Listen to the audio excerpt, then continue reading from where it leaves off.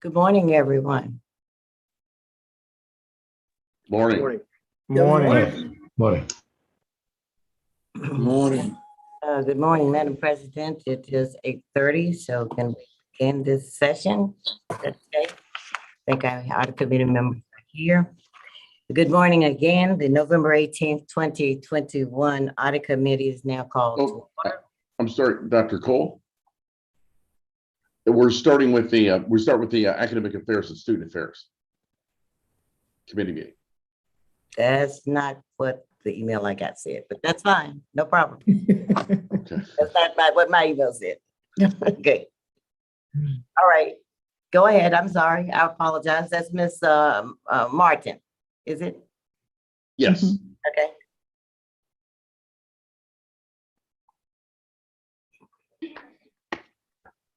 Good morning, everyone. Good morning. Morning. The November 18th, 2021 Academic Affairs and Student Affairs Committee is now called to order. Before we get started, we need to make certain findings on the record regarding the necessity for conducting this meeting by electronic participation without a physical quorum present due to the coronavirus pandemic. In accordance with the Tennessee Code annotated section 844-108B2, as chair of the Academic Affairs and Student Affairs Committee, I offer the following facts and circumstances in support of a finding of necessity for the Academic Affairs and Student Affairs Committee to conduct the November 18, 2021 meeting without the physical presence of a quorum.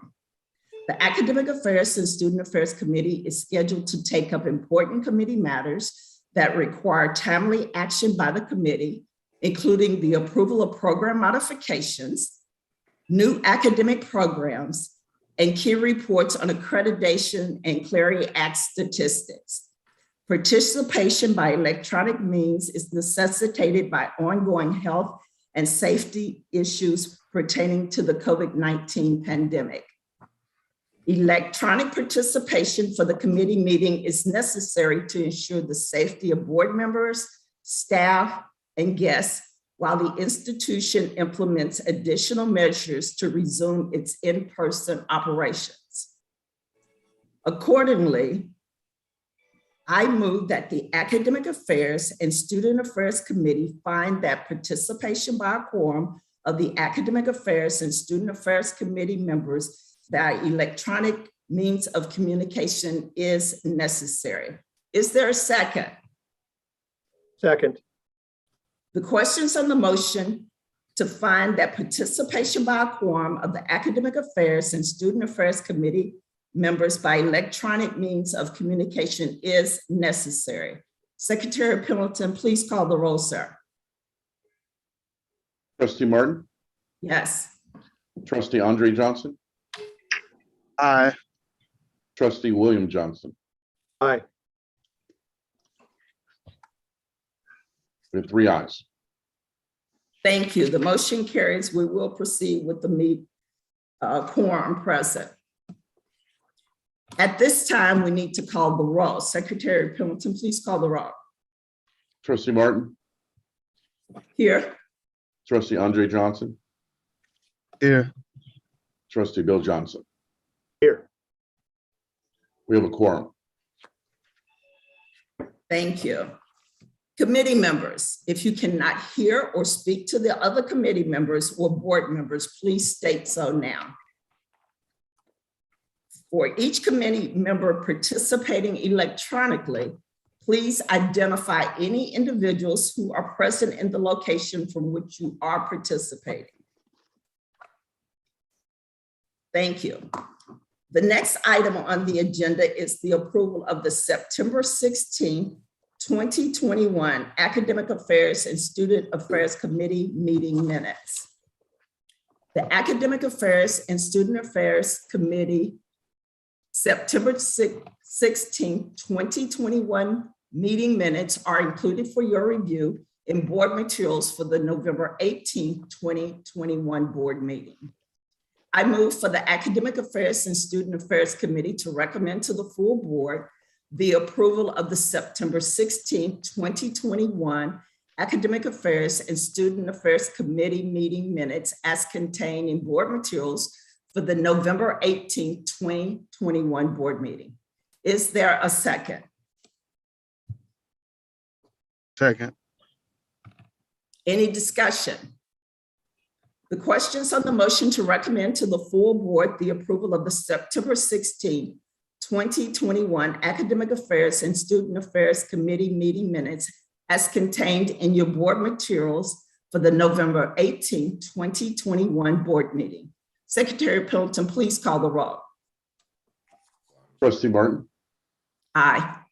trustee Andre Johnson, Aye. trustee Bill Johnson, Aye. 3 ayes. Thank you. The motion is approved. The next item on the agenda is the approval of an academic program modification, a change to the Master of Occupational Therapy admission standards. The material for this agenda item are included for your review in board materials for the November 18, 2021 board meeting. Dr. Glover, will you or your designee provide information connected to this agenda item, please? Thank you, Trustee Martin. I'm going to ask if Provost Harris would present this. Morning, President Glover. Good morning, Trustee Martin and all board members. We are asking for an approval for in the Masters of Occupational Therapy. We're asking to remove the GRE as a requirement for admission into the program. This is based on lack of research evidence that it impacts student success in that program. Dr. Glover, did you have anything to add? That's it. Thank you. Thank you, Dr. Glover and Dr. Harris.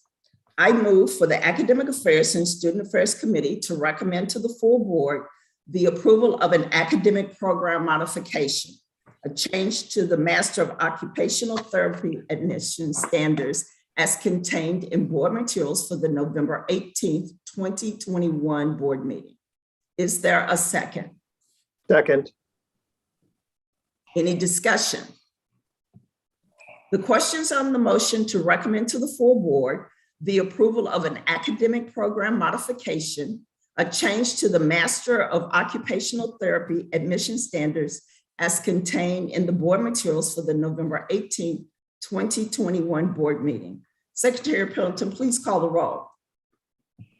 Trustee Martin, Aye. trustee Andre Johnson, Aye. trustee Bill Johnson, Aye. 3 ayes. Thank you. The motion is approved. The next item on the agenda is the approval of an academic program modification, a Master of Social Work admission standards.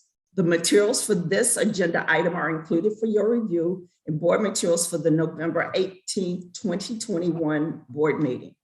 Dr. Glover, will you or your designee provide information in regards to this agenda item? Thank you, Chair Martin. I'm going to ask Provost Harris to continue. Thank you. Trustee Martin, we are asking for 2 modifications for admission to the Master of Social Work. One is to lower the GP for admission requirements of the GPA for advanced standing from 3 to 2.75, and the other GPA requirement for regular program from 2.75 to 2.65. The experience of my colleagues in social work is that this difference will enhance our recruitment and will by no way impact the quality and the standards of the academic program in the Masters in Social Work. Thank you, Dr. Harris. And thank you, President Glover. Any questions or discussion?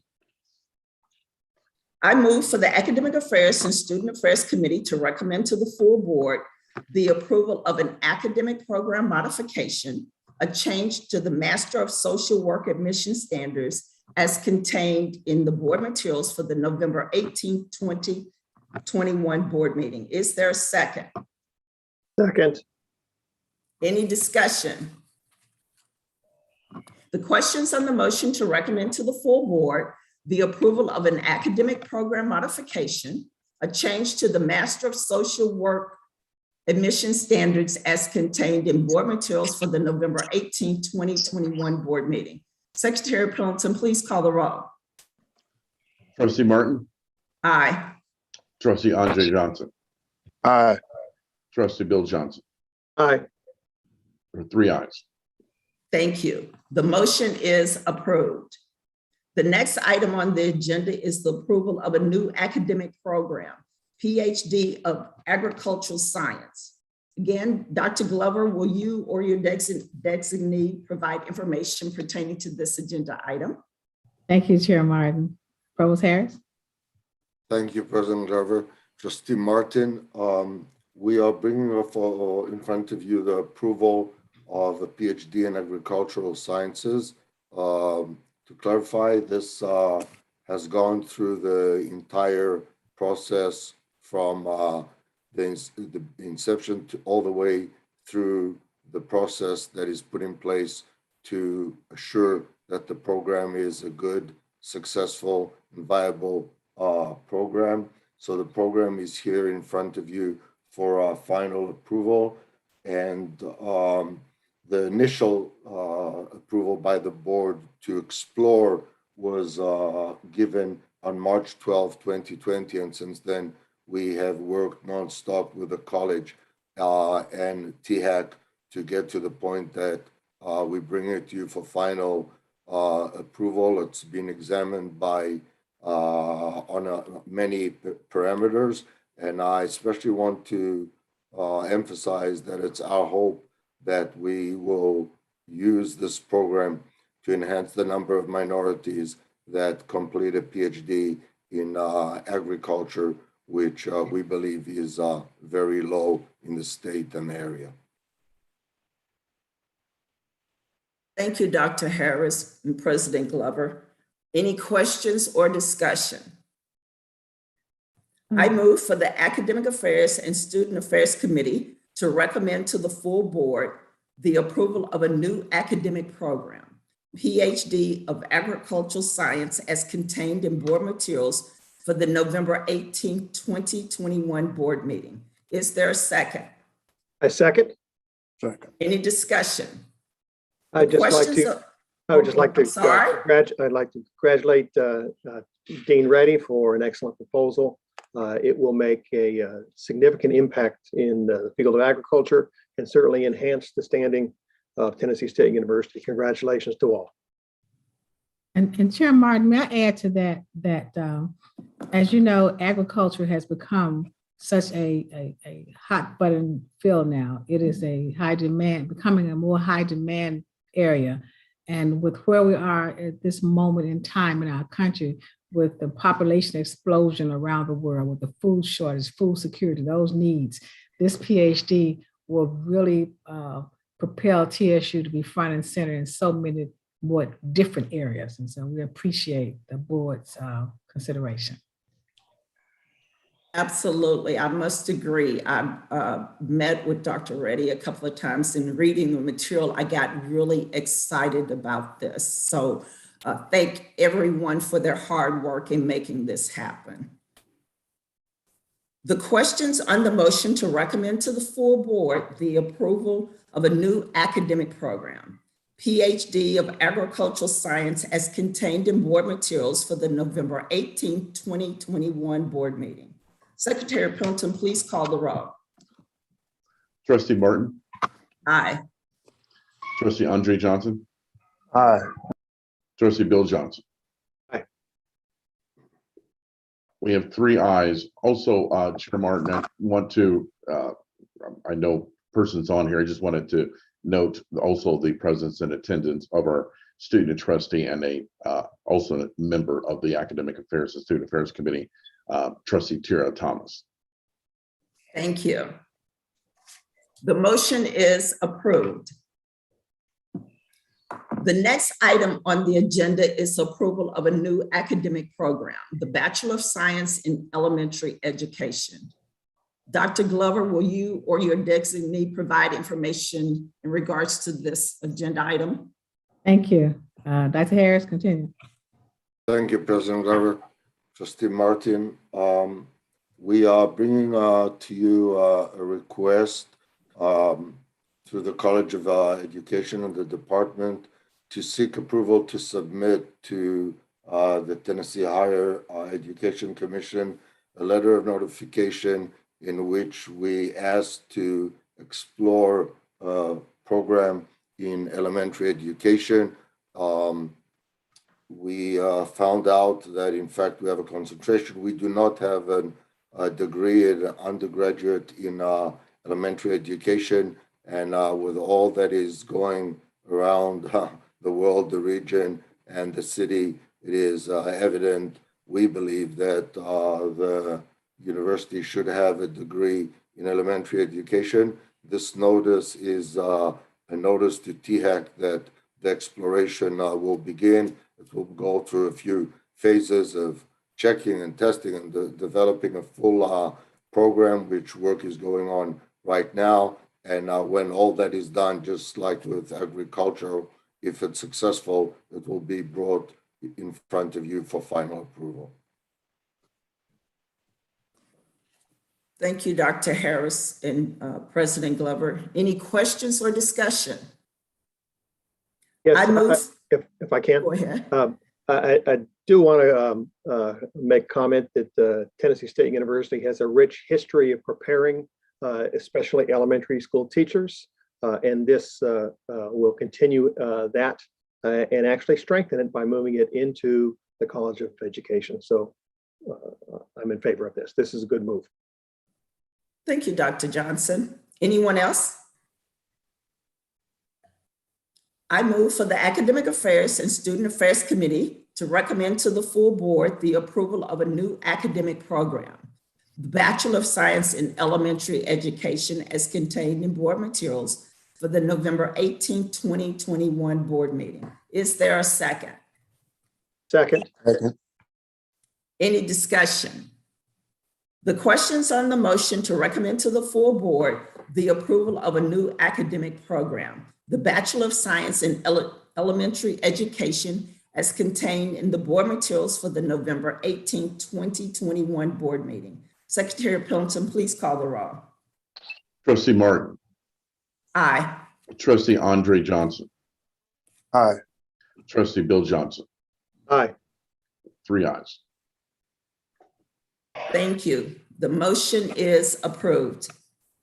The next item on the agenda is approval of a new academic program, the Bachelor of Science in Africana Studies.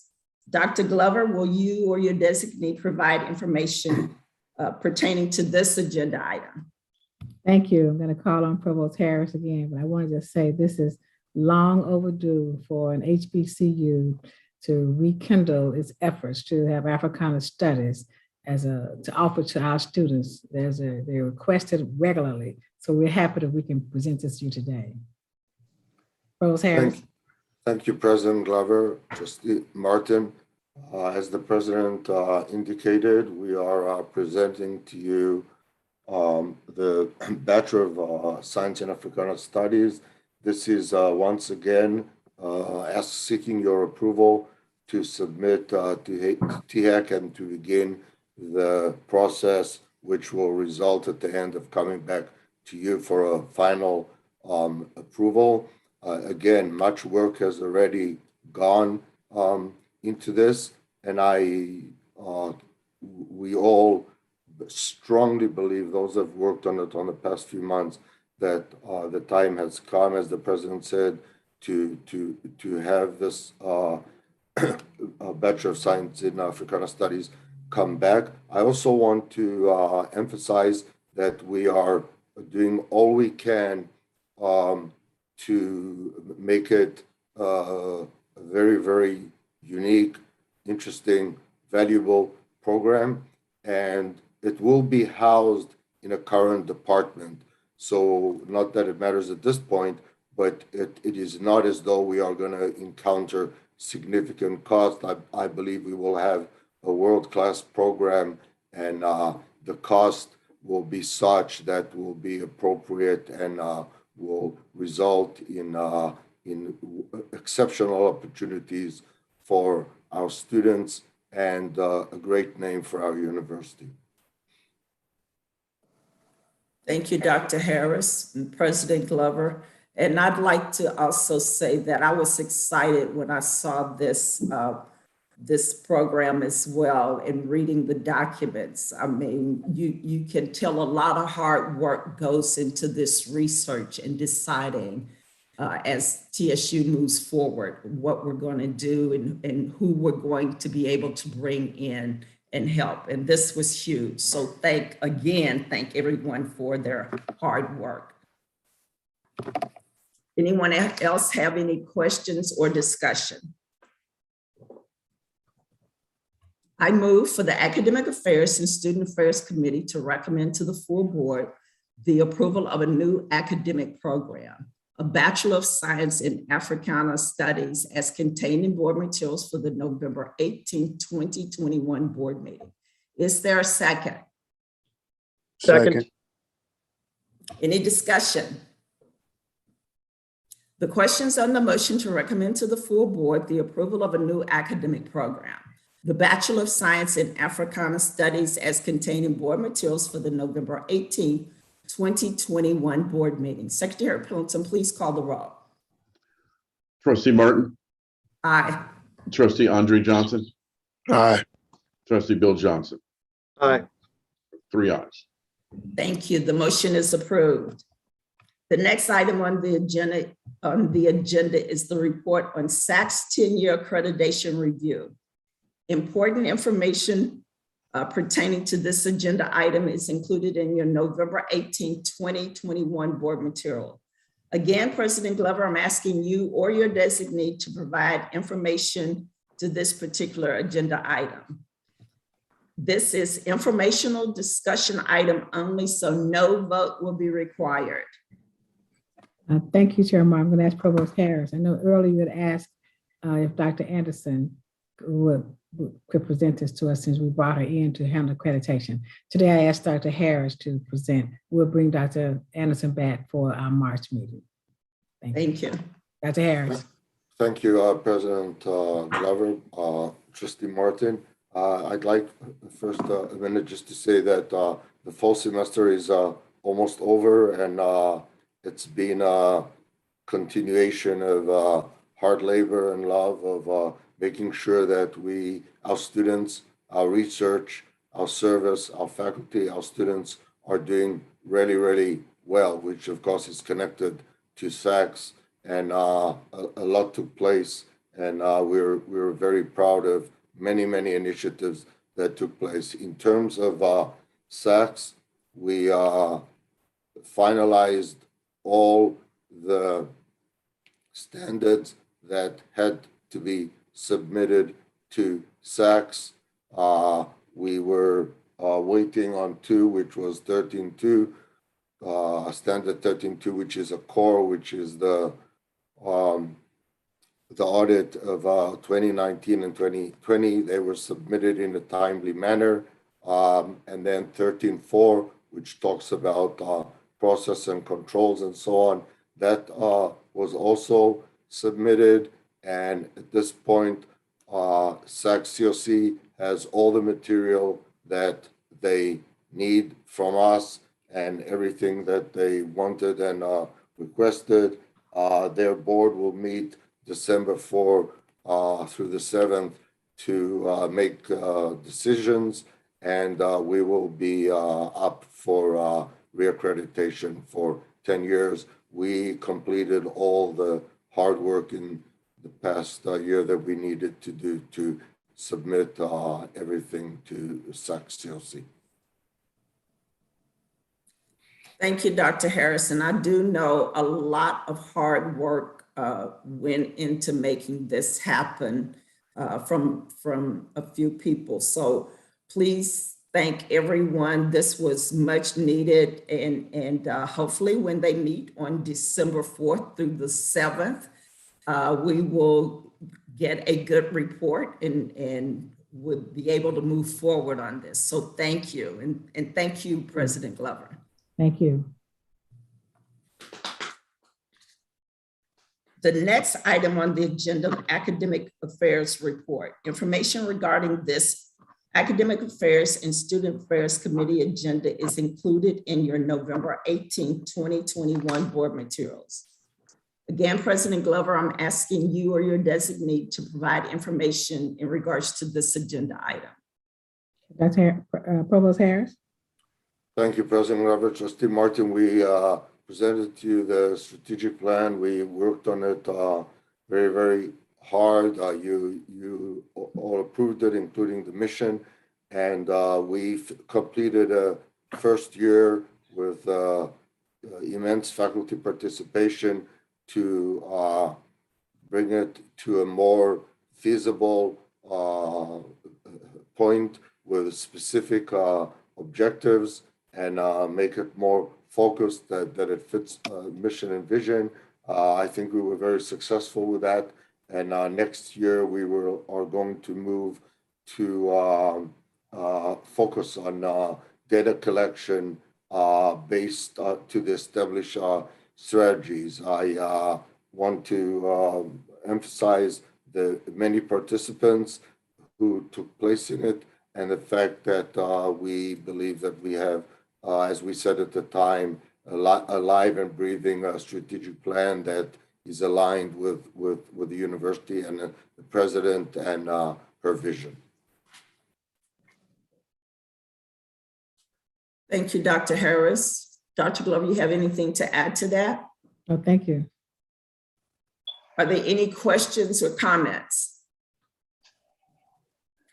The next item on the agenda is the report on Clery Act crime statistics.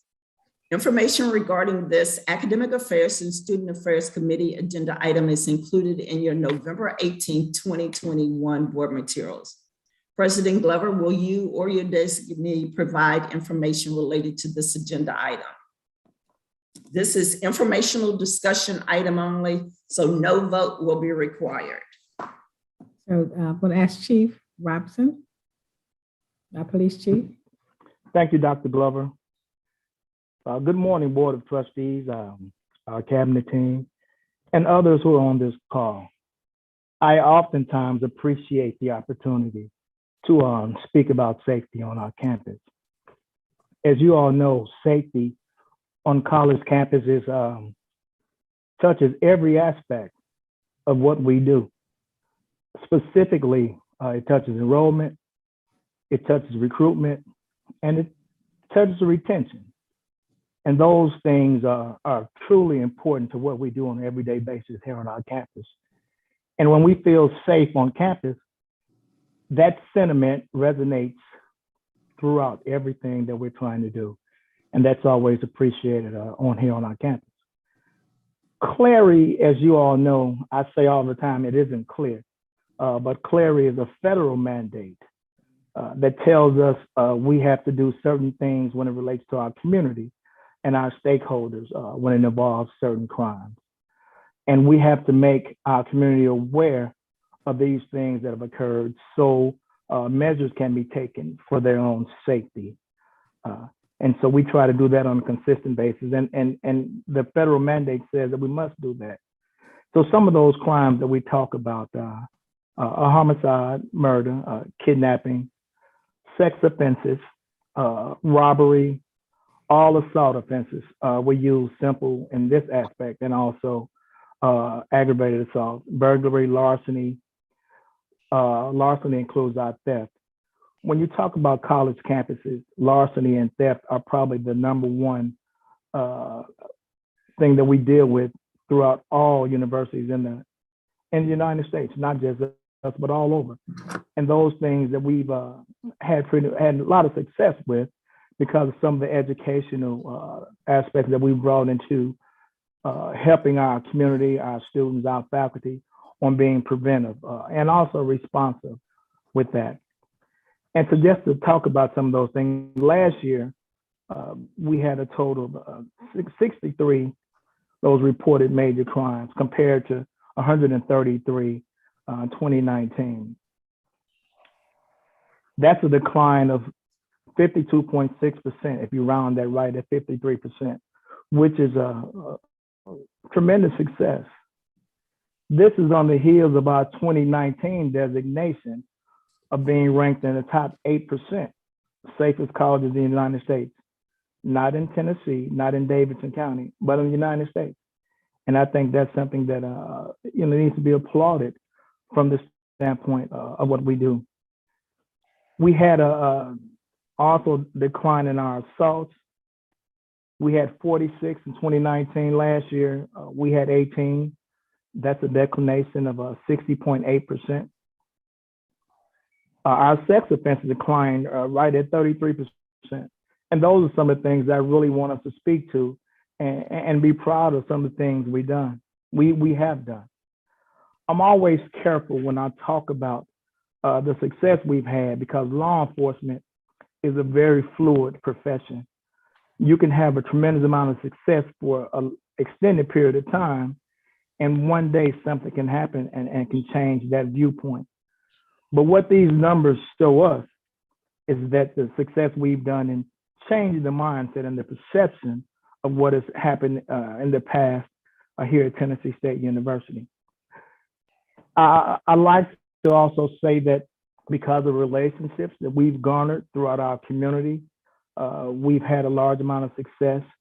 And I want to say that because a lot of the liaison roles that we've had with our students, with our faculty, with our staff, with our RAs. So when things in the past may to occur, they have called us and said, I've heard that this may happen.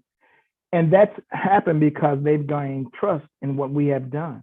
They've given us information, we've acted upon those things, and it's really brought forth a very safe environment here at Tennessee State University. I say that understanding that when we've had this success, it doesn't mean that we've reached our peak. It just means that we're continuing to do everything we can to get better each day. We also, if you look at some of the numbers we have here, we looked at a couple of comparative institutions using 2019 and our 2020 numbers. We looked at University of Tennessee, we looked at Austin Peay, we had MTSU, and we used University of Memphis, which is a like university or of urban environment. But one of the things that we've done is our video analytics, that's from our camera system.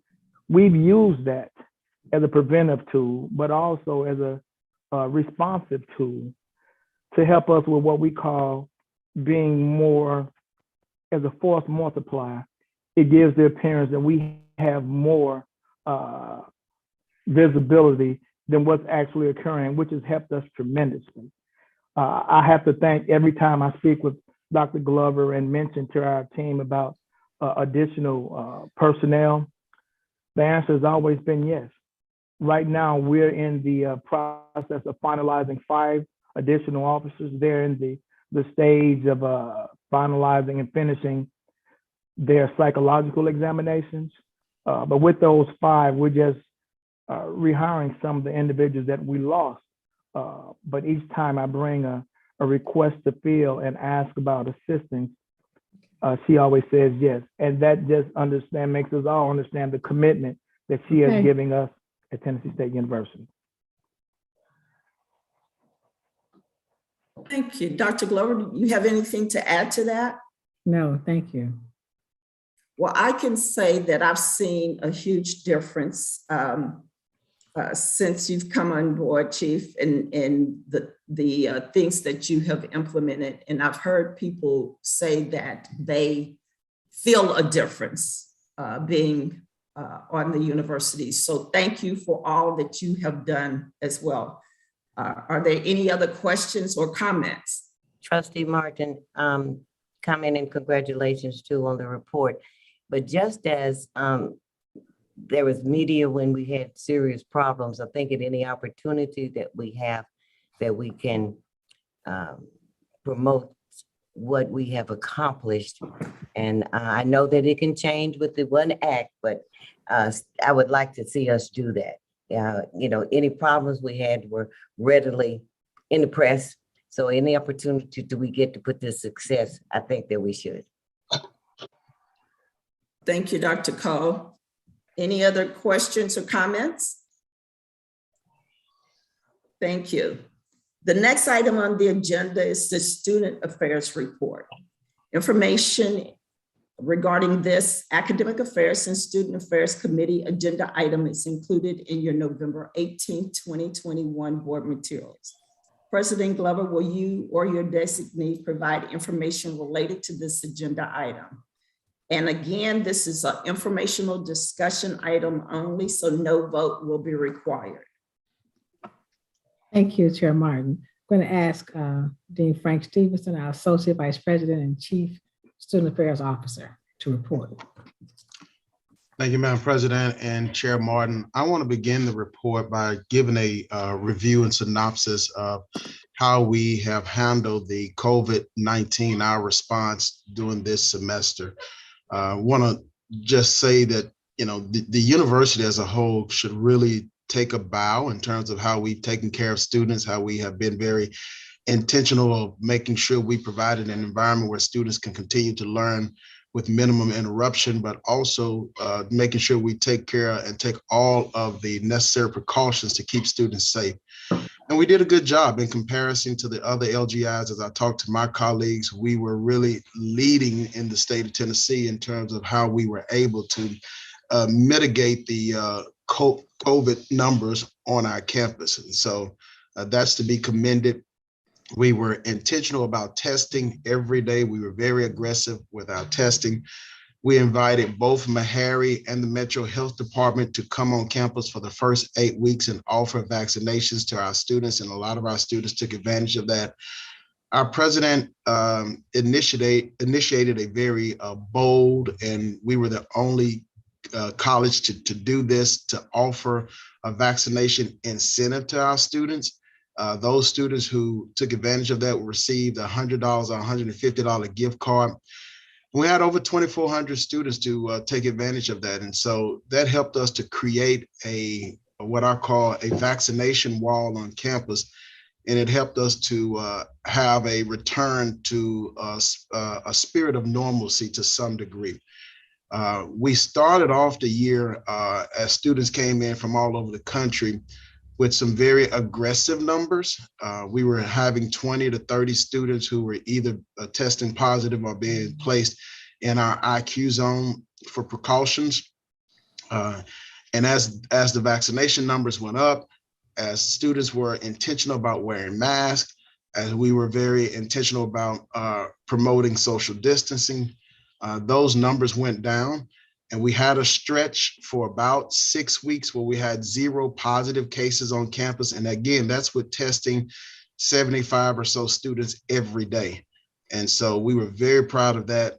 Now, we did have just a few cases after homecoming, but the numbers were still very small compared to the crowd. I mean, we had about 5 or 6 positive cases in the last couple of weeks. But again, I just want the entire university to know that Tennessee State University set a model on how we handle this pandemic and how we have taken care of students, especially our faculty who went above and beyond to make sure students' learning was not interrupted. A couple of other things I just want to lift up, Chair Martin, as it relates to some of the successes that we want to celebrate from this past academic semester. One of the things that is really important is food insecurities, and there's a lot of data associated with that, especially with collegiate students and college students. And so we in partnership with Kroger's and the Second Harvest of Middle Tennessee, their donations, we were able to reestablish a new food pantry on our campus. It quadrupled the space. It's set up almost like a mini grocery store. We have hours, we have graduate and students that are working. We're receiving donations. We received some attention from the media. I want to thank our team for working to get that established. The students are taking advantage of it. We were hoping that they, would take the fresh fruit as well, and they're taking the fresh fruit. We can't keep it stocked up, and so we just want to say that it's important that we have all of the wraparound services for students to be success. And thank you to those alumni associations and others who've already stepped up to say, hey, I want to make sure we can help keep that pantry stocked and take care of our students in this space. So if you have not had a chance to visit, I do encourage each of you to come by and just walk through that and see what an amazing space and opportunity to take care of our students. The second thing that we're very proud of is, in this climate, institutions are judged not just by how many students graduate, but how many of your students are employed, are employable. And so, we to that end, our career service has really been very intentional of moving the needle of connecting with corporations. And some of you, even some of the trustees have brought companies and organizations, the table and others that you've brought to our attention that has been very helpful and has helped us garner the appropriate relationships. One of the things that we initiated, Ms. Duke, who is our director, did some research on this, and we were able to secure the first HBCU in the nation to secure the professional iris photo booth, which allows our students to come in and take professional photos at their own time, and they can edit those photos, add it to their LinkedIn accounts. And so that is really, really amazing. We had the ribbon cutting on that booth, and our students are taking advantage of it. We've had several universities to contact us about how we got it and how helpful it has been. And so it's good to be a leader, as Tennessee State University is, and to be setting the tone and the trend of how we prepare our students for life after college. And so again, salute to the career service, and that's something that we're very, very proud of. We were able to have a successful homecoming. We had thousands of alumni, students, and community partners to participate and enjoy all of the activities. I have all of the things listed in my report of the homecoming events that took place, but it just represented the spirit of the Tennessee State University community. And we were very proud of all of the activities and the leadership that was presented to make sure we had a successful, safe, amazing homecoming. And we did all of these events, again, taking into account that we are still in a pandemic. So we moved quite a few events outside. We just did a lot of things that just made sense for us getting together and having a pleasant homecoming.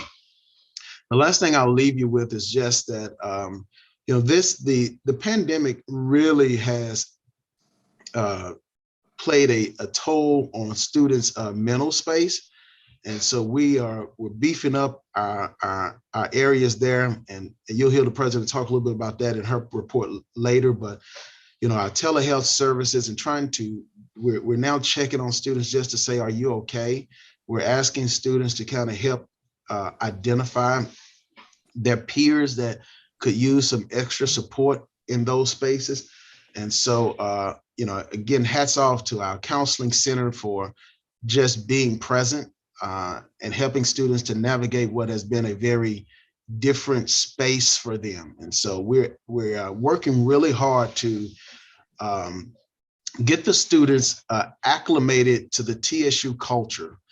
And so that's been our biggest challenge. Again, our freshmen just got here. Our sophomores were here during the pandemic year, and our juniors were here only one semester before they went home. So getting them to understand the civility, our culture, how Tigers respond and interact appropriately with each other has been at the top of our priority list, and we'll continue to do that. So again, very proud of our students, very proud of this semester, and very proud of our staff that have worked really hard to make sure we accommodated our students during this pandemic. I can't say enough for my health center staff who have put in lots of hours. I shared this with the cabinet. They are our essential workers on our campus, they were here every day. They were testing students. They went out of their way to go to the isolation zones to make sure those students were tested and tested in and out. So I want to, during this committee meeting, just lift up my appreciation for them and all who work with our IQ zones. Madam Chair Martin, that concludes my report. Thank you, Dean Stevenson. Dr. Glover, did you have anything to add? Yeah, I wanted to commend, just to add my commendations to them, but I want to say one more thing. The foundation, we want to thank the TSU Foundation for their assistance in several things. Homecoming was one, but especially career services. They've come forward and brought in companies for the students to meet with, the companies for internships and permanent placement. So I wanted to add that. I think what Mr. Dwayne Tucker brought in a company, just as the chairman of the board brought in a company. So it's just the fact that they're working so diligently with us, trying to make sure our career services success. Thank you. And I can't wait to get there to see the food pantry. And Dean Stevenson's, when I was reading your report, there's so many great things that you're doing with the students and on campus and helping them to be able to be just focus on their education. People don't realize that if you're hungry or if you're not healthy mentally, a lot of people think about physical health, but your mental health is just as important, especially now. So I appreciate everything you and your entire team and Dr. Glover are doing in regards to that. Does anyone else have any comments?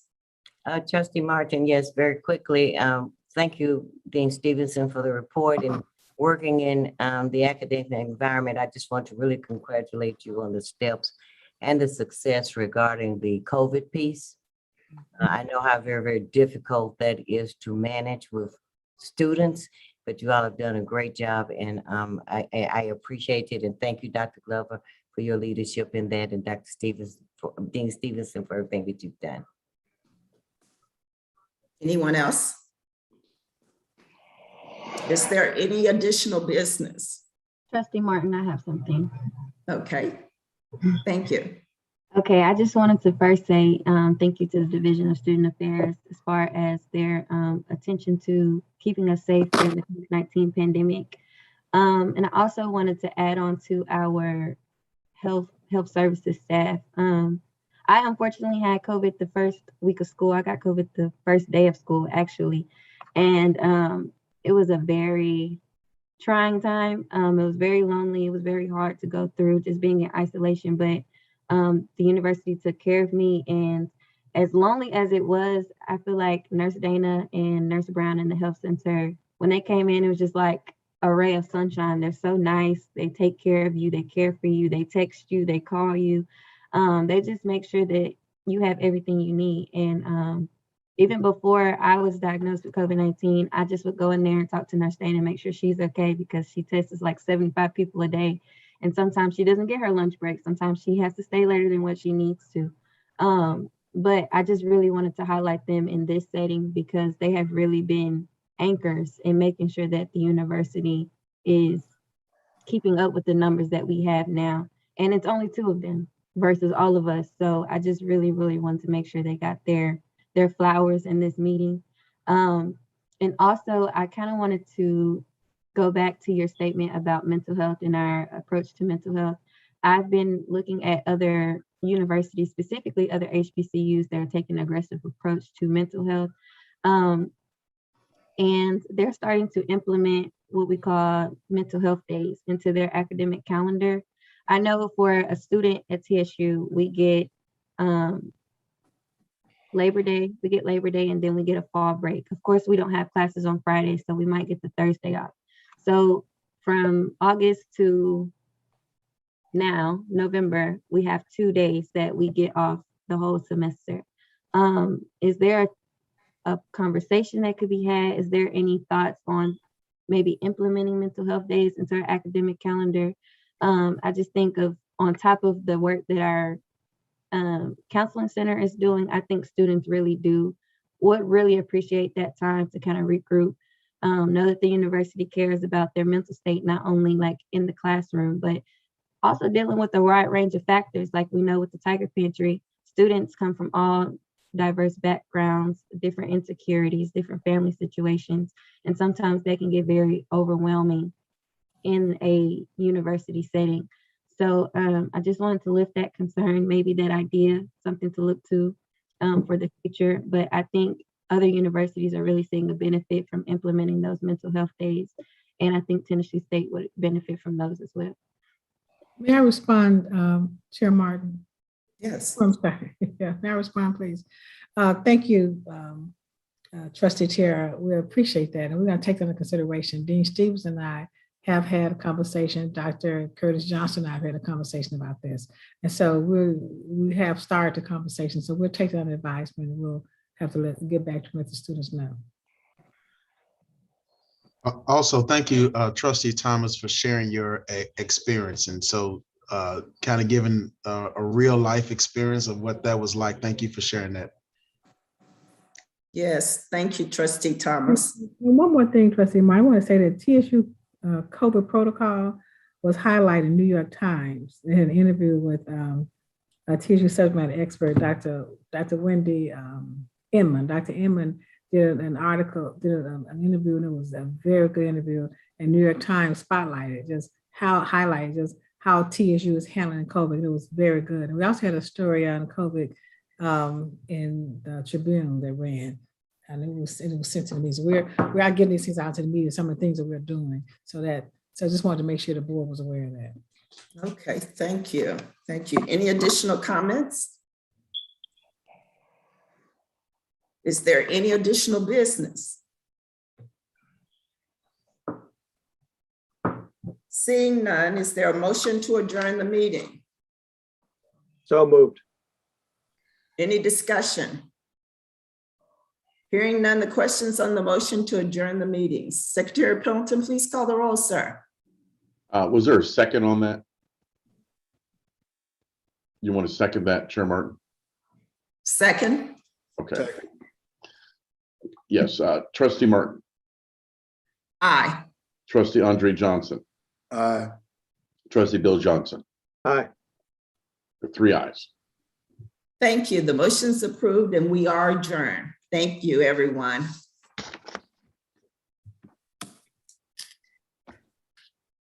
Okay, so now Attorney Pendleton. we Yes. move to executive committee with Dr. Cole. Yes, but Attorney Pendleton, can we please take about a 3-minute break, please? I need to sign off and sign back on, okay? Okay. All right, Okay. Right. thank you. About 5 minutes max, okay? Thank you. Okay. Okay. Thanks.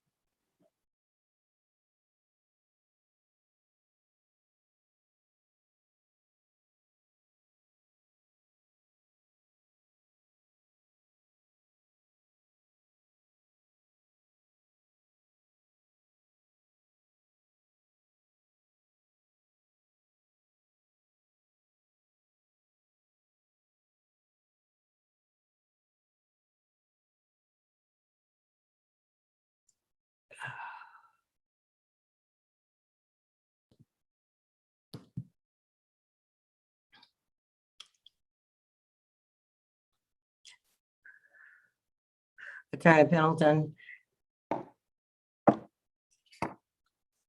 We're back. I am back and I needed to go out to sign out and sign back in because if that picture came up, you all wasn't gonna know who that was on here. All right. And now I am following the agenda and not my book here. So we begin with the executive committee meeting, just as soon as I find, what tab am I on with that?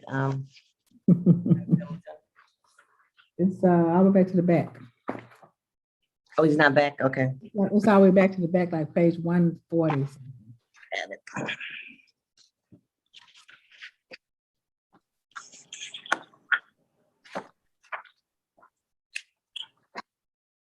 Okay, so we need to, Ms. Pendleton, you back? yeah, I mean, Attorney Pendleton, Ms. Pendleton, are you back? I don't know if he's back yet to call the roll.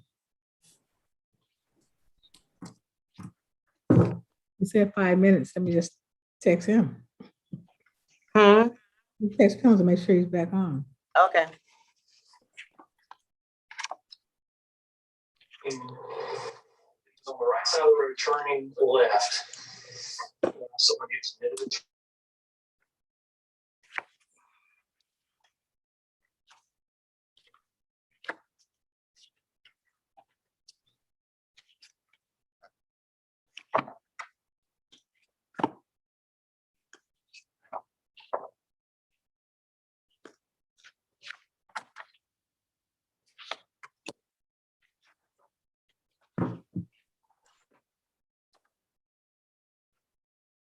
Can we start now, Dr. Glover? Oh, okay, there's Attorney Pendleton. Just coming back. Okay, thank you. Thank you all so much. But as I said, if I went off camera, that picture was gonna come up, you wouldn't have known who that person was. But I am now following the agenda and not looking at the information in my book. So I'm on the executive committee. I want to say good morning again. And the November 18, 2021 executive committee is now called to order. Before we get started, we need to make certain findings on the record regarding the necessity for conducting this meeting by electronic participation without a physical quorum present due to the coronavirus pandemic. In accordance with the Tennessee Code annotated section 844-108B2, as chair of the executive committee, I offer the following facts and circumstances in support of a finding of necessity for the executive committee to conduct November 18, 2021 meeting without the physical presence of a quorum. The executive committee is scheduled to take up important matters that require timely action by the committee, including a report on the president's annual performance review process and a report by the board secretary. Participation by electronic means is necessitated by ongoing health and safety issues pertaining to the COVID-19 pandemic. Electronic participation for the committee meeting is necessary to ensure the safety of board members, staff, and guests, while the institution implements additional measures to resume its in-person operations. Accordingly, I move that the executive committee find that participation by a quorum of the executive committee members by electronic means of communications is necessary. Is there a second? Second. The question is on the motion to find the participation by a quorum of the executive committee members by the electronic means of communication is necessary. Secretary Pendleton, please call the roll. Chair Cole, Yes. Chair Martin, or Aye. Vice Chair Martin, Trustee Lewis, Aye. and Trustee Walker. Aye. Okay, 4 ayes. thank you. The motion carries. We will proceed with the meeting with a quorum present, excuse me. At this time, we need to call the roll. Secretary Pendleton, please call the roll. Chair Cole, Aye. Trustee Martin, Here. Trustee Lewis, Aye. Trustee Walker, Aye. with the presence of a quorum. Okay,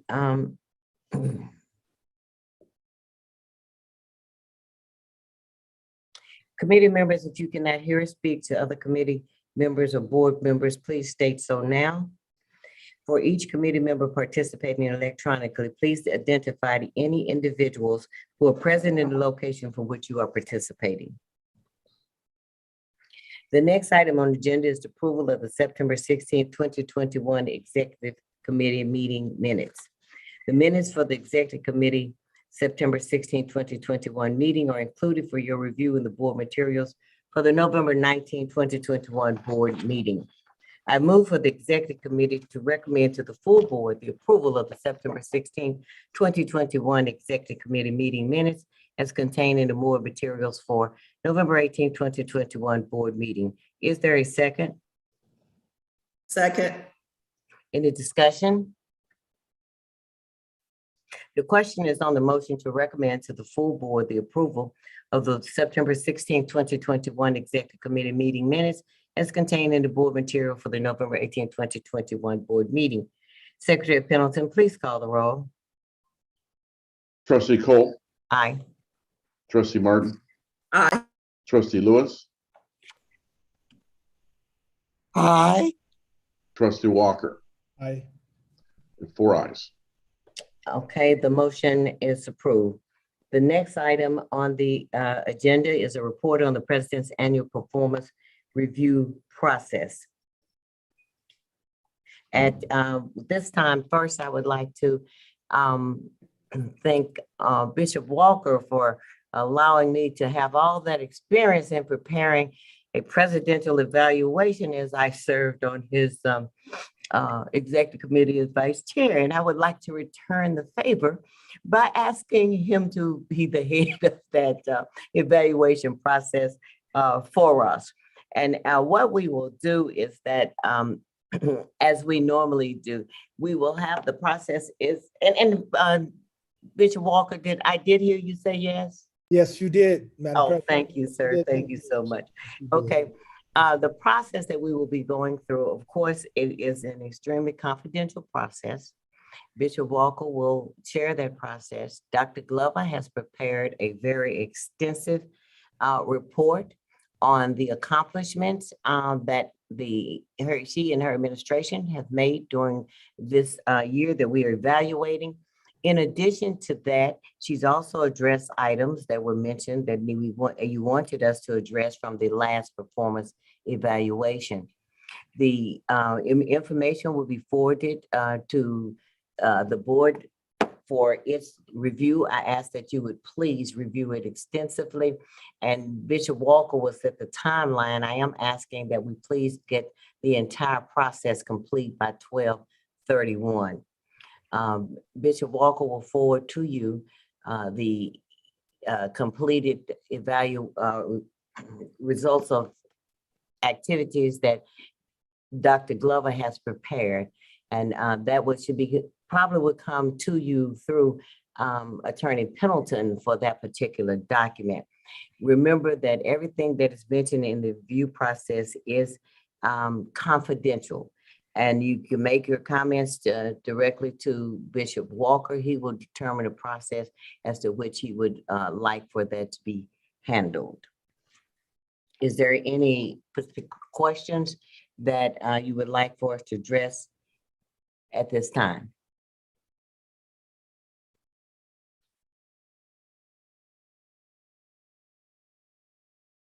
Okay, if there is none, then we will continue with that process. And as I said, thank you, Bishop Walker, again for agreeing to do that. I do sincerely appreciate that. The next item on the agenda is the Secretary's report. Secretary Pendleton, please provide your report. Okay, thank you, Executive Committee members and board members. Just wanted to get into one item, and that is, as you're aware, the state legislature held 2 special sessions. One session dealt with COVID restrictions, and basically there were several bills. In fact, there might have been over 100 bills introduced related to it. It came down to really one bill, which is House Bill 97-7 and Senate Bill 9014. The bill basically addressed the authority and the circumstances under which entities, including institutions of higher ed, could have vaccine mandates as well as face coverings. And there were, with respect to face coverings, severe conditions that have to exist in order for an institution to move forward on that, and basically prohibiting institutions from mandating vaccinations. Now, as many of you are also aware, the Biden administration on the federal level had issued an executive order that requires that institutions or other entities that are federal contractors must adhere to and must have vaccination requirements and face coverings. And so there is a bit of a conflict between the state law and the feds. The institutions of higher ed and other entities lobbied the legislature for an exemption that would allow the institutions, as the final legislation came out, to apply to the state comptroller's office for an exemption if our adherence to the law would cause us to lose federal funds. And most of the institutions, including Tennessee State University, had federal funds at stake related to certain federal contracts that we have, including with respect to our Head Start program, which is obviously a very critical program. And so we were able to get that into the legislation, into the final bill that was signed by the governor. Subsequent to that, some of the institutions, including Tennessee State University, applied for an exemption to the comptroller's office, and the comptroller's office has granted Tennessee State University, as well as other universities, an exemption from the requirements of the law to the extent that they interfere with any federal directive that we have. As part of that, we have been participating in meetings. Tennessee State University and University of Tennessee were invited to participate in a webinar with the White House Office of Management and Budget about the executive order and guidance on that. And then also I sit on a national advisory group associated with the American Association of Public Land Grant Universities.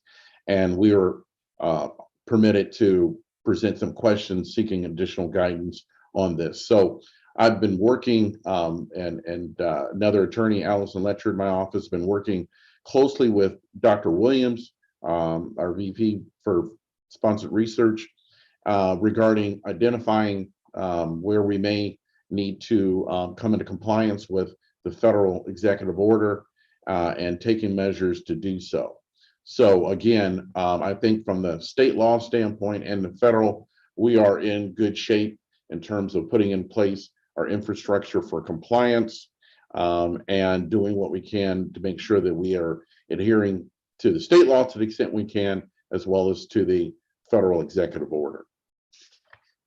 Do you have any questions regarding that and what's come out of the state legislature or on the federal level? Okay. And that will conclude my report. President Glover, do you have any comments?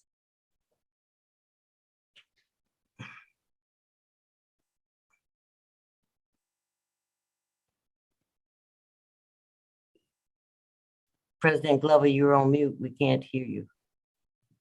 I apologize. No, I don't have any comments. Thank you. Okay. Oh, just one other item. I'm sorry, Chair Cole. Okay. Just as a reminder, we know we went through the sunset review process, a performance audit. Our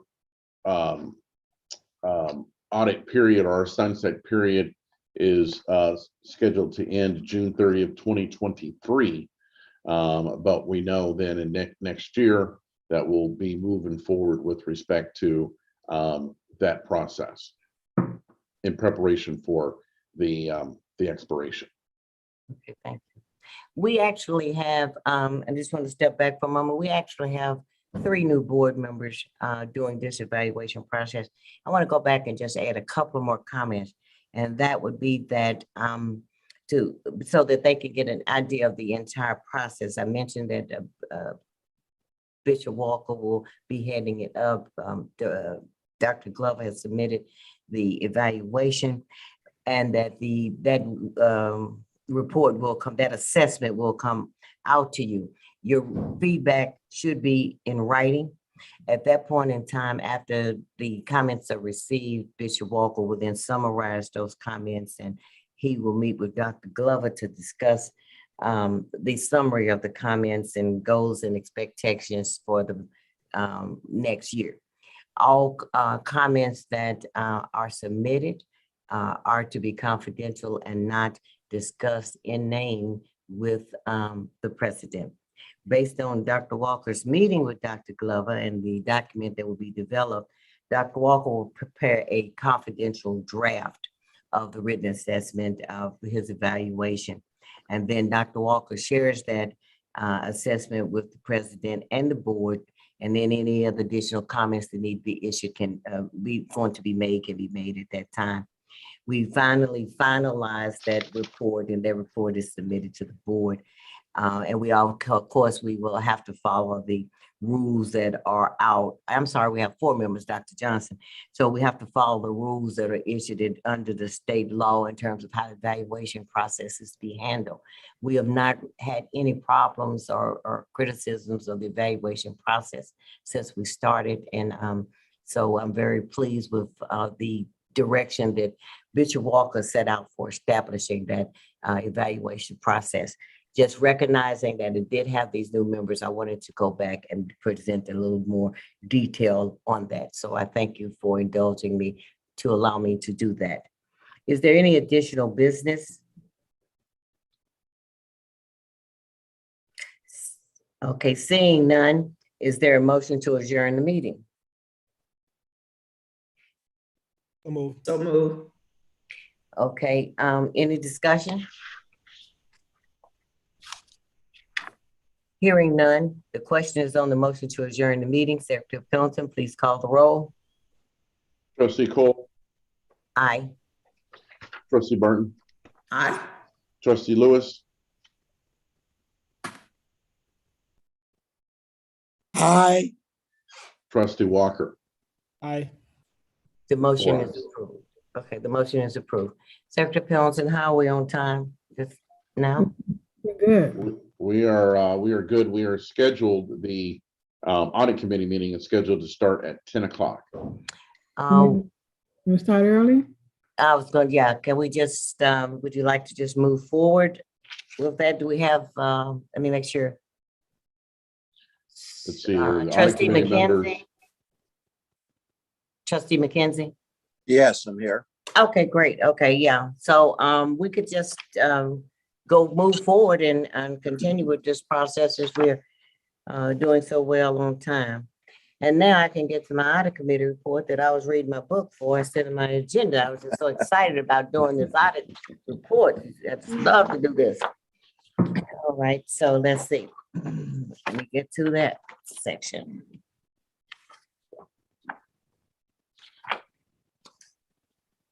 All right, where am I going with that, Secretary Pendleton? Which section, which page?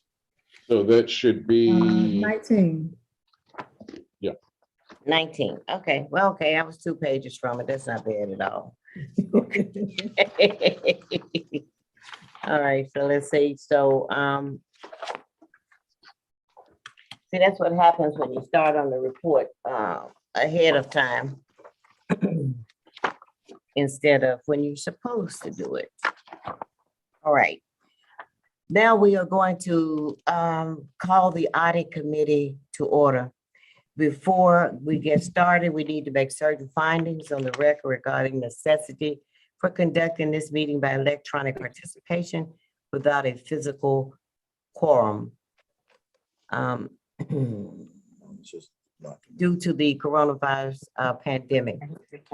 So in accordance with the Tennessee Code annotated section 844-108B2, as chair of the audit committee, I offer the following facts and circumstances in support of a finding of necessity for the audit committee to conduct November 18, 2021 meeting without the physical presence of a quorum.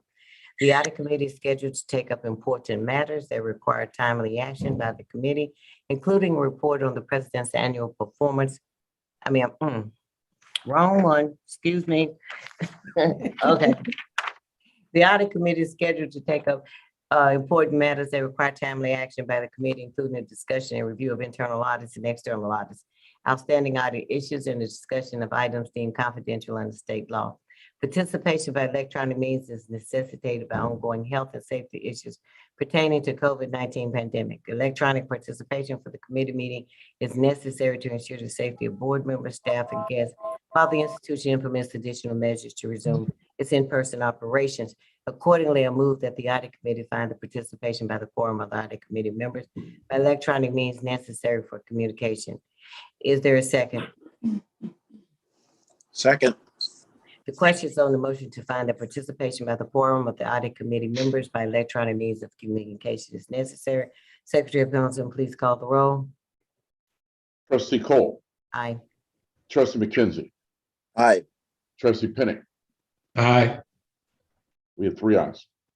The motion carries. We will proceed with the meeting with a quorum present. At this time, we need to call the roll. Secretary of Pendleton, please call the roll. Trustee Cole, Aye. Here. trustee McKenzie, Here. trustee Pinnick. Present. We have the presence of a quorum. Okay. Committee members, if you cannot hear or speak to the other committee members, board members, please state so now. For each committee member participating electronically, please identify any individuals who are present in the location for which you are participating. The next item on the agenda is approval of the September 16, 2021 Audit Committee meeting minutes. The minutes of the Audit Committee's September 16, 2021 meeting are included for your review in the board materials for the November 18, 2021 board meeting. I move for the Audit Committee to recommend to the full board the approval of the September 16, 2021 Audit Committee meeting minutes as contained in the board materials for the November 18, 2021 board meeting. Is there a second? Second. Any discussion? The question is on the motion to recommend to the full board the approval of September 16, 2021 Audit Committee meeting minutes as contained in the board material for the November 18th, 2021 board meeting. Secretary of Pendleton, please call the roll. Trustee Cole, Aye. trustee McKenzie, Aye. trustee Pinnick. Aye. 3 ayes. The motion is approved. The next item on the agenda is the review of the completed internal and external audits. Information regarding this audit committee agenda item is included in your board materials for the November 18th, 2021 board meeting. I'm asking President Glover, Director of Internal Audit, Ms. Adrian Davis, and other designated personnel to provide pertinent information related to the agenda item. This is an information discussion item, so no vote will be required. Thank you, Madam Chair. I'm going to ask Director Davis to present, please. The first report that you have in your board material is our follow-up report for the June 30th, 2019 financial audit by the Division of State Audit. They issued this report in August of 2021. And shortly thereafter, in September of 2021, they issued their follow-up report for fiscal year ended June 30th, 2020. State law does require that if there are state audits issued with findings, that we are to submit a follow-up report on the actions taken by management to address those findings. So this first report is our follow-up report for fiscal year 2019, and we will also have a separate report for fiscal year ended June 30th, 2020. The audit for fiscal year ended June 30th, 2019 included 5 audit findings. These findings were repeated in the next fiscal year's audit report for 2020. The first finding is sort of a catch-all where they noted that we had not prepared our financial statements timely. We were not responsive to requests for data, which impacted their ability to perform the audit. And the information cited in findings 2 through 5 were all the result of management not ensuring that staff perform key fiscal and financial reporting functions. Management has addressed the timely preparation of financial statements for fiscal year ended June 30th, 2021. In their engagement letter, State Audit indicated that they would begin their audit mid-November 2021, and our financial statements were submitted in October of 2021. Also, to address being responsive to our request for data, prior to the audit, the auditors provided us with a very extensive listing, about 7 pages of information they need throughout the audit to complete the audit. Management took that listing, dispersed it to various personnel at the university who will be responsible for providing that information. They set a deadline of November 1st to have that information available so that we won't have an issue again where we are not responsive to requests for data. The second finding noted that we needed to improve procedures for preparing and reviewing our financial statements. University management addressed this issue by hiring new accounting personnel in both the university and the foundation. They have extensive accounting experience and higher education experience. Our newly hired controller prepared our financial statements for the university. Our newly hired executive director for foundation fiscal operations prepared our financial statements for the foundation, and they were reviewed by the vice president for business and finance prior to their submission. So management has taken action to address those items. The third finding related to the university and the foundation's accounting records not reconciling to the bank statements. We have made progress in this area, but we still need more progress to fully correct the issue.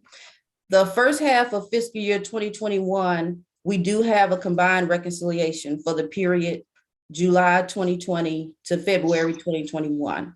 So we have a combined reconciliation for the university and the foundation. And there were some unreconciled items in that reconciliation, and there was a plug amount included. The newly hired personnel have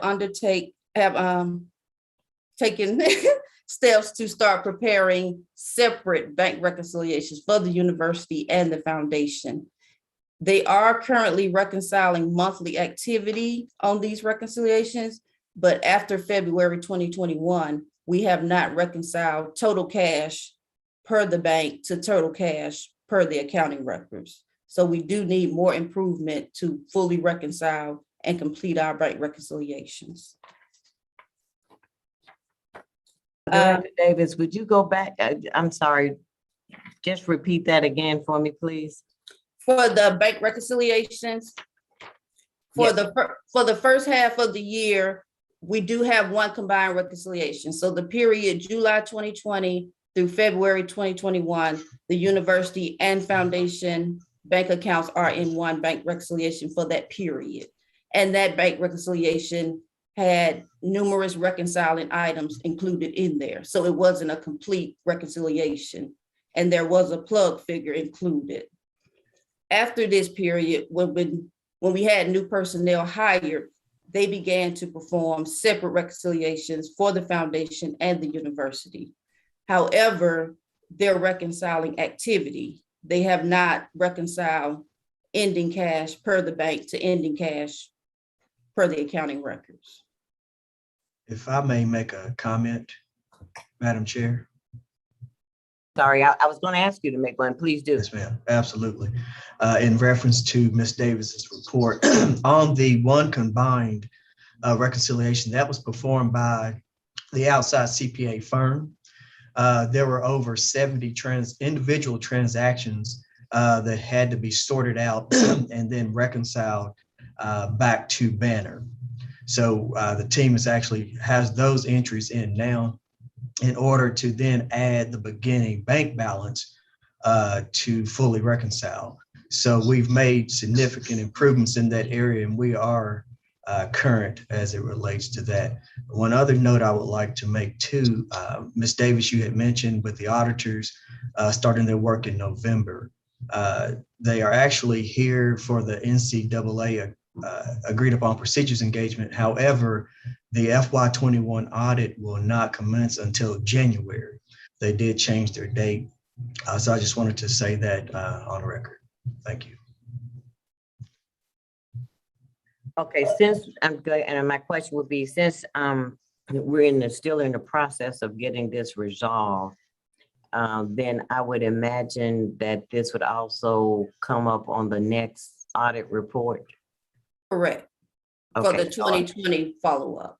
yes, so I just want to make the members aware that that will come up probably as a repeat finding, if I am correct, Ms. Allen. Madam Chair, yes, and that's due to timing. As everyone knows on the call, the audits for FY19 and FY20 were released within 60 days of one another. So it is a timing issue in which to correct those. So yes, you will see that, but then for FY21, these particular items should fall off. For the, yes, but because they were on there for FY 2019 and we're not corrected for FY 20, that's why we'll repeat for that. And then Yes, ma'am. we would hope that it would not repeat for the 2021 audit. Yes, ma'am, that's correct. Because I think I just want to, and I know you're on it, Ms. Allen, and I appreciate the efforts that you have put forth since you have been here, but I can't express in any stronger manner that it is so critical that this particular area continue to be managed properly. I appreciate everything that you and the new staff are doing toward that, but I will have to say that we do not expect to see any of this type of information after 6/30/2021 report. So I thank you for everything that you've been doing on that. Thank you so much. Thank you, Madam Chair. Should I go to the next part of the finding? Yes, ma'am. Okay. The next finding stated that the university did not perform adequate procedures for our accounts receivable. They noted that we were not consistent in our collection procedures for accounts receivable. And they also noted that we did not have documentation to support performing our due diligence. Once the balance becomes delinquent, we send a collection letter at the 30-day mark, the 60-day mark, and the 90-day mark. At the 120-day mark, which is 30 days after the 90-day, the account should then be prepared for collection if there has not been a response or there has not been a payment arrangement made. So they found that we were not able to properly support performing our due diligence. And they also noted that we were not consistent. In order to determine if the university was current in complying with our accounts receivable policy, we did select a sample of balances as of June 30th, 2021. We selected a sample of 25 balances at that time. For this sample, 2 of the balances were determined not to be valid balances as the student had not attended the university, and they totaled $225. For 18 of the remaining 23 balances, which was for students whose last semester was prior to the fall of 2019, management did not provide us with copies of those collection letters for the 30, 60, and 90-day mark. However, they did identify where 8 of those 18 accounts had been placed with collection agencies.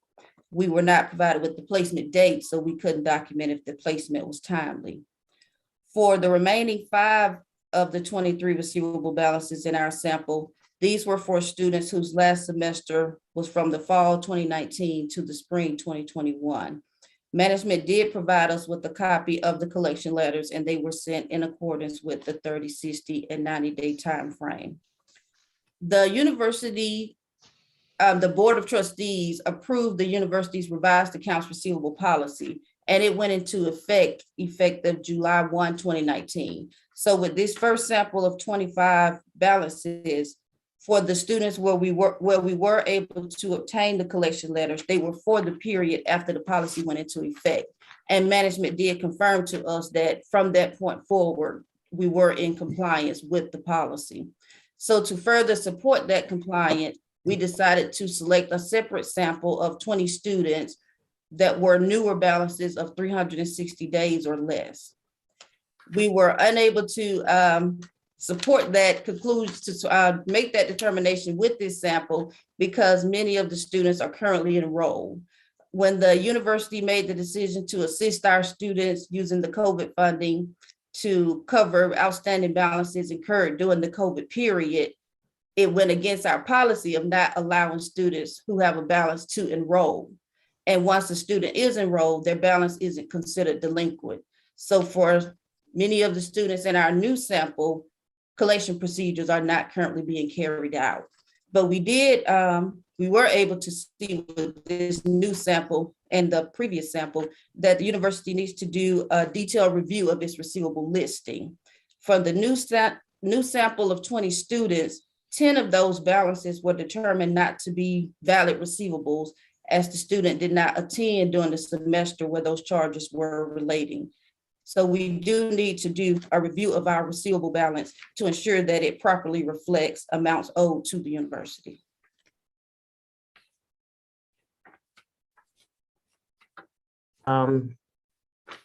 Mr. Allen, okay, first let me say I want to commend you again on what you have done since you have been here. I think you've done a terrific job.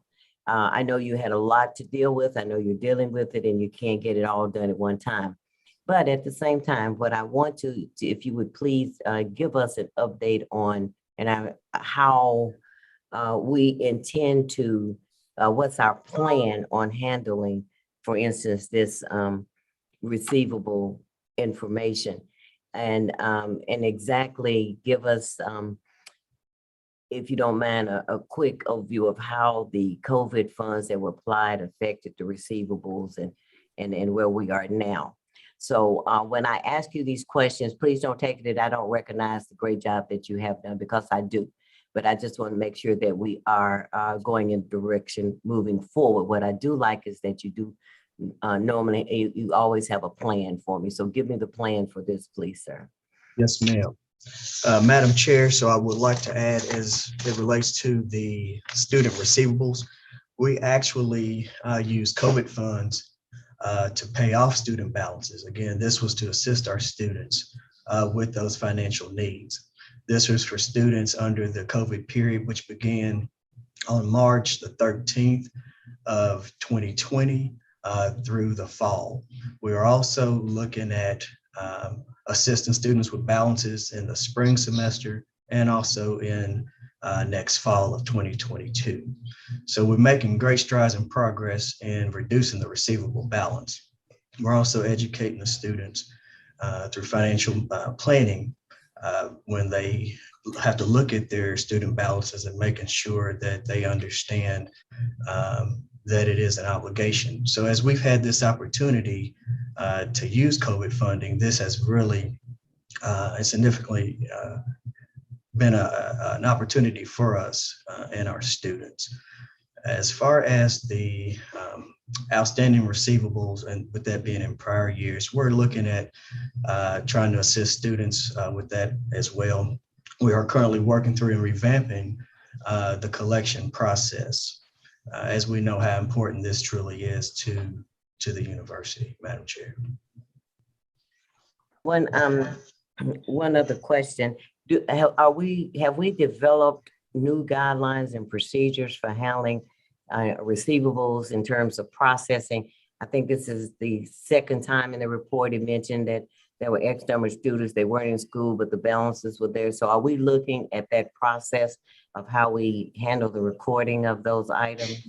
Absolutely, and there is joint effort between the bursar's office and also financial aid, as those two components are very key to this process.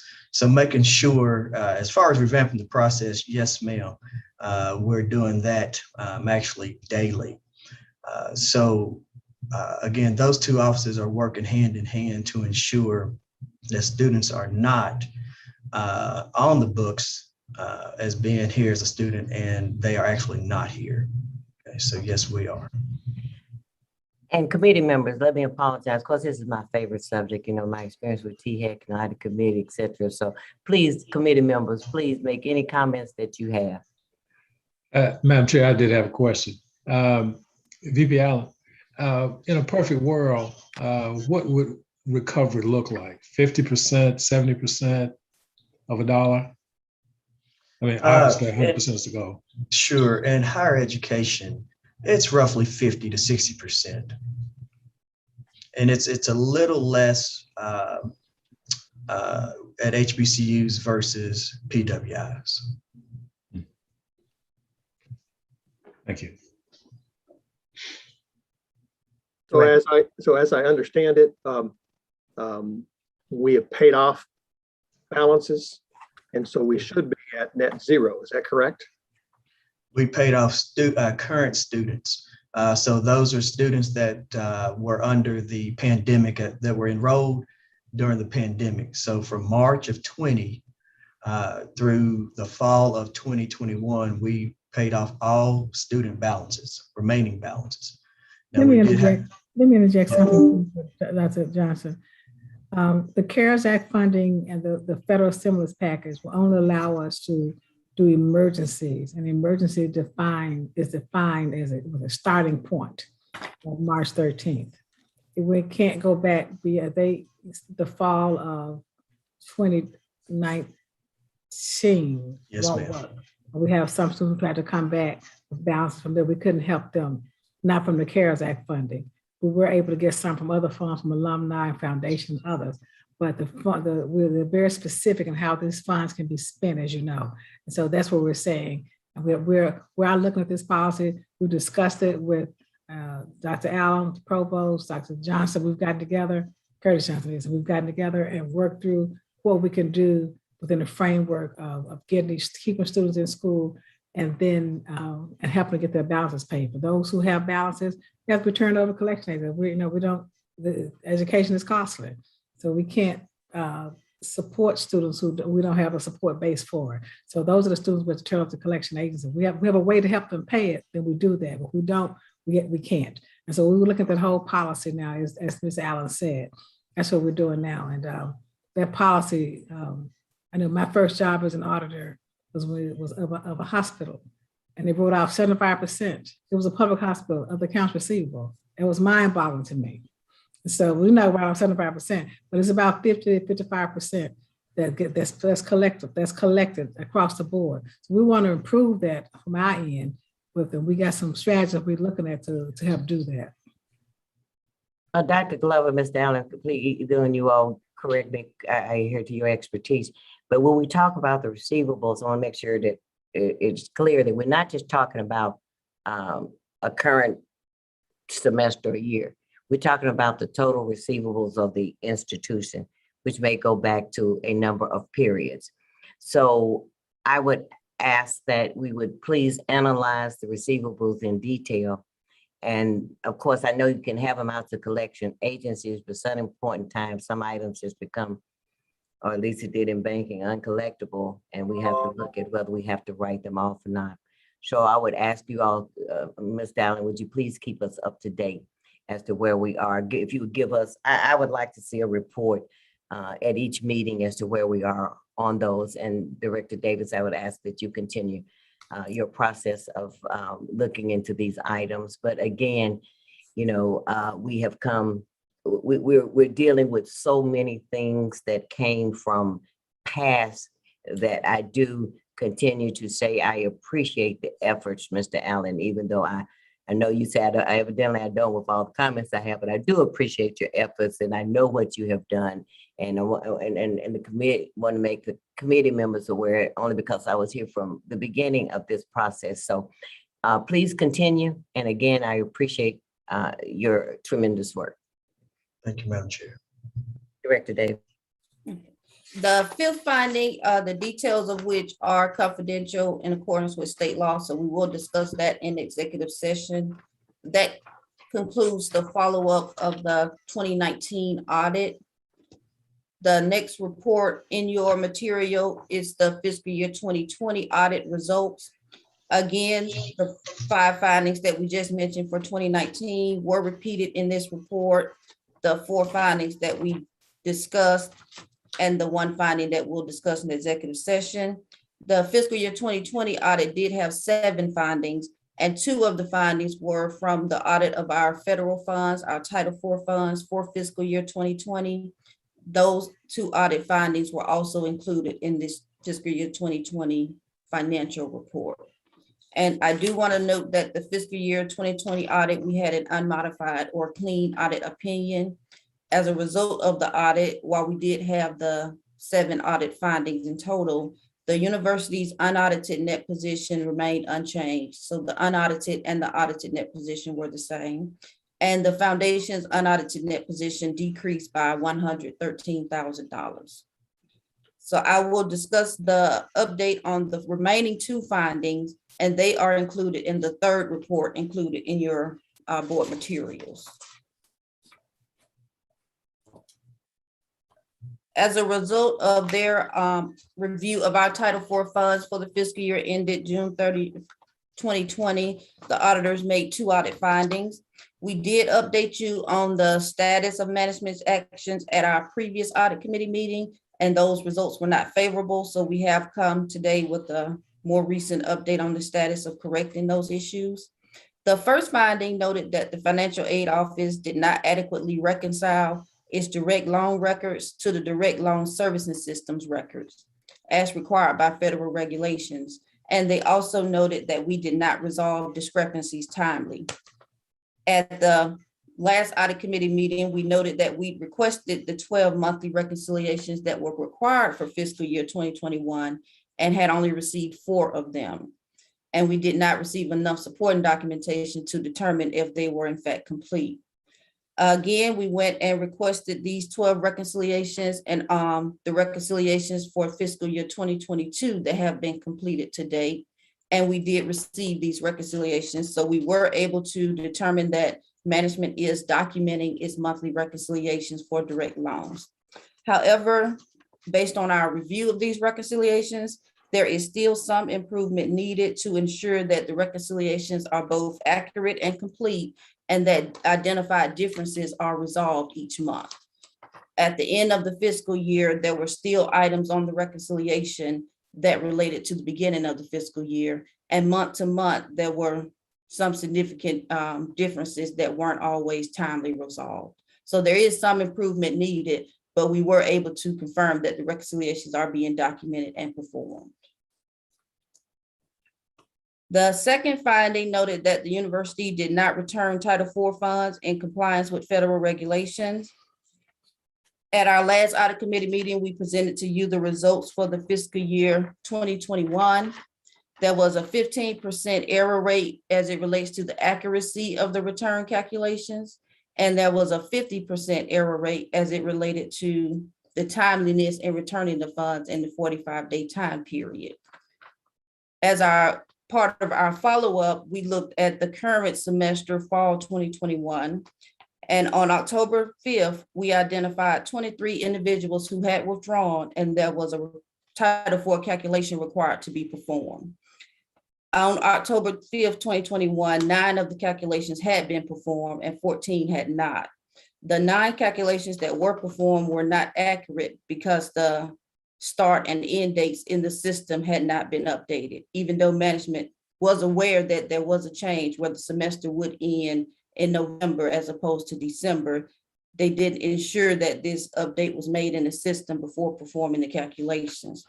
Once we brought it to their attention, they did correct the calculations, the returns were made, and they were made within the 45-day time frame. So ultimately, we were in compliance with these returns, but the internal control aspect of ensuring that the dates are correct before the calculations are performed so that we eliminate the issue still needs to be addressed. And that's the remaining 2 findings. Any comments, Mr. Allen or Dr. Glover, on that? I want to say one thing, that we have now brought all of the finance area under finance. Financial aid was in enrollment management, 3 years ago when Dr. K was in charge. So we now have put all the financial aspects in one area, and Mr. Allen can go from there. So we're meeting with IT, and those meetings we're having just ensure we bring them to compliance. I think we brought everything into compliance now. Ms. Allen. Yes, ma'am. Madam President, that is correct. We actually have standing meetings with IT, financial aid, bursar's office, and other areas within business and finance. And so the good thing is we're in compliance. And that's one step. The other step, as Ms. Davis said, is documenting the procedures that we have in place. Okay, and that's what we've done that as well. So again, I'm happy to note that it's very rare that you have throughout my 20 plus years on the other side when I was auditing, that return to Title IV was always an issue with any institution receiving federal aid. So not to have any issues with the return of Title IV within the 45-day window is definitely, I tip my hat to my team and others on this call that have been an integral part of that process. So we are currently documenting all procedures and how they all tie together in each department. One question I just want to ask on reconciliations where they were previously done, and I think like you mentioned, Director Davis, that there was an amount that was put in, and I like to use the term, I'm gonna say a reconciling amount that was put in, or where these old outstanding items are out. What's the procedures you're going to use to handle that? So, Dr. Cole, let me add, one of the breakdowns in prior years was just the communication. Okay, and as Dr. Glover mentioned, bringing financial aid back under business and finance has really helped solve that issue. So again, we are meeting on a regular basis to make sure that we are in full compliance with the federal laws. Dr. Glover, thank you for making that move to put all those departments under each other so that everybody knows what is going on. Committee members, any comments from committee members, please? Now, it looks like we're making improvements, so that's good. Okay, I encourage committee member comments. As Mr. Lewis will tell you, this is my favorite topic here. Okay, all right, Director Davis. Okay, the fourth report that you have in your materials is an audit of president's expenses for the fiscal year ended June 30th, 2021. State law does require that this audit be performed each year by December 31st. We reviewed the expenses for the fiscal year ended June 30th, 2021, and they totaled $732,000. 90% of this total is both salary and benefits for the president and the president's office. The remaining 10% fall under the category of business, meals, and hospitality, a total of $36,000. 29,000 of this 36,000 relates to the Aramark hospitality account provided to the president. There were other expenses totaling 22,000, of which 13,000 relates to the maintenance and the upkeep of the president's residence and institutional membership dues. Also, there were $6,000 in supplies to help run the president's office that were purchased. Our review of these $732,000 total expenses for the fiscal year ended June 30th, 2021 did not result in any findings. Okay, Director Davis, I want to make sure we specifically note that you did the audit. It did not result in any findings. Correct. Thank you so much. Any other comments? Okay, Director Davis. And that concludes that agenda item. Okay, so now we're at the next item agenda is to review the outstanding audit issues, or was that part of what you did? That is, we're at that part. Okay. I asked President Glover and Director of Internal Audit, Ms. Adrian Davis, to provide pertinent information related to this agenda item. This is information discussion item, so no vote is required. President Glover. Yes. You're gonna, Director Davis, is it okay for Director Davis? Yes, Director Davis will continue. Thank you. Okay. Included in your board materials is a listing of audit issues outstanding as of November 1st, 2021. This listing is provided each audit meeting at the request of Dr. Cole on behalf of the audit committee. She asked that this listing be provided so that the audit committee and the full board are aware at that time what issues are still remaining to be resolved. We include on this listing the report, the date the report was issued, and the findings included. The first half of this listing are internal audits and the results of those audits completed by our office. We also document our anticipated start date, where we will begin follow-up procedures to report them back to you so that these items can eventually be cleared from the listing. But this listing is provided at the request of Dr. Cole so that you all have a clear picture of where we stand as it relates to addressing internal and external issues. Director Davis, before you continue, I need to ask you one question I just happened to think of. When you gave the information on the president's report, yes, I don't think I heard anything about travel. You didn't miss it, Dr. Cole. I didn't say anything about travel. Is there a reason? There were no travel expenses. So how is the president's travel covered? Dr. Cole. I'll defer to President Glover. Usually when I travel, it's either paid by for somebody else or I'll just take care of myself for now. There will come a time when I will start back submitting reports for travel, but I'm not doing it at this point. Oh, well, thank you, Dr. Glover, for that explanation. I'm not sure that I agree with that procedure because I think the university should cover the travel that is related to its business, and that is the part, I think, of how we should run this institution as a business. I do sincerely appreciate your thoughts of the university, but I want the university to also operate in line with business. And thank you, Dr. Glover, for that, for making that commitment. But I want to go on record to say that the university needs to take care of the expenses that relate to its business, and your commitment is recognized. And I do look forward to when you will move in that direction. Well, my position is if there is, and I appreciate that, I certainly do, if there is a choice between my going on a trip and the faculty member, I defer to the faculty member to get the funds instead of me. Okay.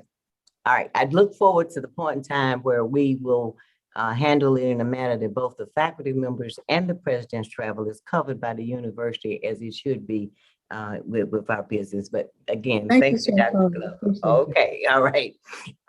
That's one of those subjects the president and I are going to agree to disagree on. Okay, but thank you for your commitment. I'm sorry, Director Davis, move on.